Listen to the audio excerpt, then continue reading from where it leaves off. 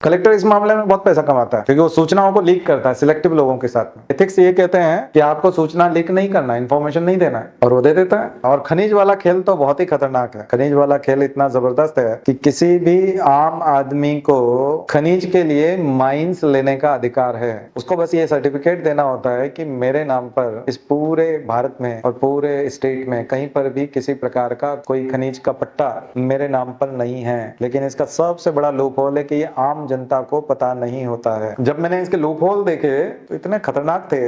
वो आवेदन मांगते समय में सर्वे नंबर मांग रहा है। आवेदन में क्या लिखना पड़ेगा कि आप कौन सा हिस्सा लेना चाहते हैं, तो वो बोलता है कि आपका सर्वे नंबर बताइए, इसमें नोट कीजिए और पटवारी से वो लिखवा के लिए आइए। अब यहाँ पटवारी भी मिला होता है, कलेक्टर भी मिला होता है, माइनिंग वाला भी मिला होता है, मंत्री भी मिला होता है। और ये सारी खनिज किसके होते हैं? मंत्री के या मंत्री के आदमी के। क्यों होते हैं? क्योंकि पटवारी उसी को सर्वे नंबर बताता है जो वहां उसमें आवेदन में लिखना है। आप जाओगे कि मैं एक आवेदन करना चाहता हूँ, आपको वो बताता नहीं कि खनिज वाला हिस्सा कहाँ है और उसका सर्वे नंबर क्या है, और आपको लिख के भी नहीं देता। और जब तक आप पटवारी की वो रिपोर्ट नहीं लगा देते, आपका आवेदन वहां लगता नहीं है। तो जब हमने देखा किसी को कि इसको आवेदन लगवाना है, बेरोजगार लड़का है, ये भटक रहा है, इसको बहुत अच्छा लोन मिल जाएगा, जैसे ही उसके पास जमीन आ जाएगी, 3 एकड़ जमीन आ गई, उसकी वो खुदाई करना चाहता है, जेसीबी मशीन खरीदना चाहता है, और बड़े जो क्रशर होते हैं जो क्रश करते हैं गिट्टी को, वो खरीदना चाहता है, तो उसके लिए लाखों रुपए चाहिए। तो लाखों रुपए कैसे मिलेंगे? बैंक वाले गारंटी मांगेंगे, पूछेंगे आपके पास जमीन है क्या। तो अगर उसके पास जमीन आ जाती है तो उसको 1 करोड़ रुपए तक का लोन मिल जाएगा मशीनों के लिए। आप 50 लोगों को रोजगार भी दोगे और आप करोड़पति भी हो जाओगे, और पैसा भी 2 साल में निकल आएगा। तो फिर जॉब की क्या जरूरत है? क्यों पीएससी करना है, क्यों आईएएस करना? आप तो 2 करोड़ रुपए अभी 4-5 साल में कमा के बैठ जाओगे। फिर वो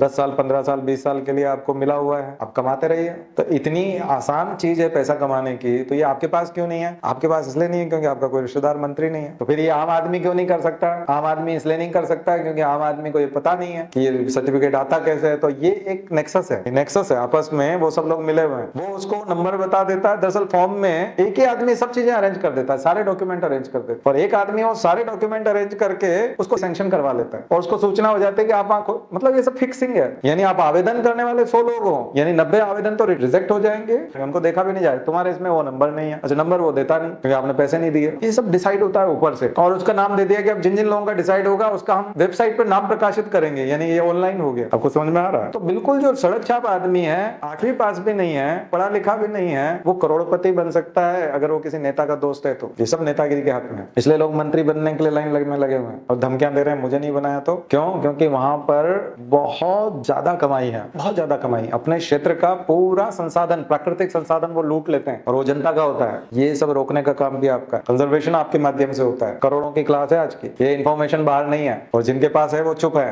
कुछ डर के मारे और कुछ लाभ के कारण।